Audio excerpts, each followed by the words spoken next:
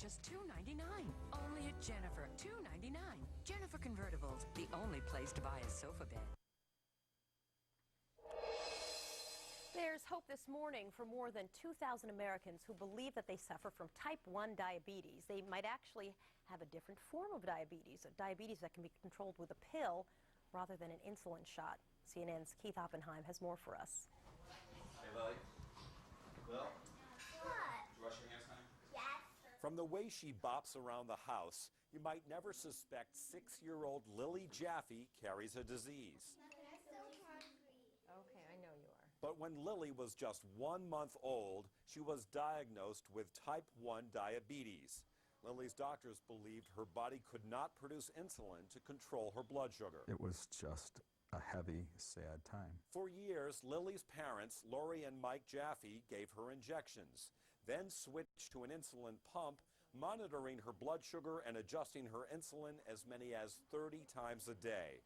Twice, Lily had seizures. She was shaking, she was tensing up, her eyes were bulging out of her head. It was something a mother never wants to see. But last June, Mike Jaffe heard a remarkable lecture from Dr. Lou Phillipson of the University of Chicago. There could be 2,000 to 3,000 people in the United States alone who are taking insulin who may not need to take insulin.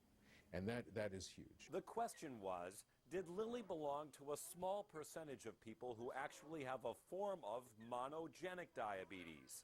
And could it be managed with pills, drugs called sulfonylureas, instead of insulin? I'll illustrate the basic science on this drawing board. This is a pancreas cell, and this is a pathway for potassium on the cell membrane. With monogenic diabetes, because of a mutation, this pathway stays open, and that prevents the cell from producing and secreting insulin. But research indicated that if you give these patients sulfonylurea drugs, you close off this pathway and you trigger the cell so that patients can produce and secrete insulin on their own.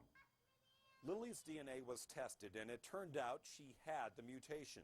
For 5 days at the University of Chicago Hospital, she was gradually introduced to the pills and weaned from insulin. Over the course of days, we saw a miracle unfolding right before us. And see that she was correcting her own blood sugar for the first time, it was absolutely awesome. It was just mind-blowing.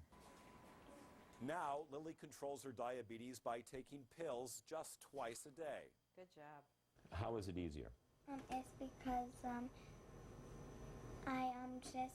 because everyone's not stopping me, and I can just take the pills, and it's more quicker. You want 3 scoops? At her young age, Lily understands she can now be more like a normal kid with a shot at a much healthier future. Lily, is that good? Mm-hmm. Keith Oppenheim, CNN, Chicago. Well, patients like Lily there might still need to take insulin, especially during an illness when your blood sugar level can vary pretty widely. But Lily's believed to be only the 4th person in the United States to benefit from the new treatment. Well, good news there, medically speaking. Up next, Andy's minding your business. And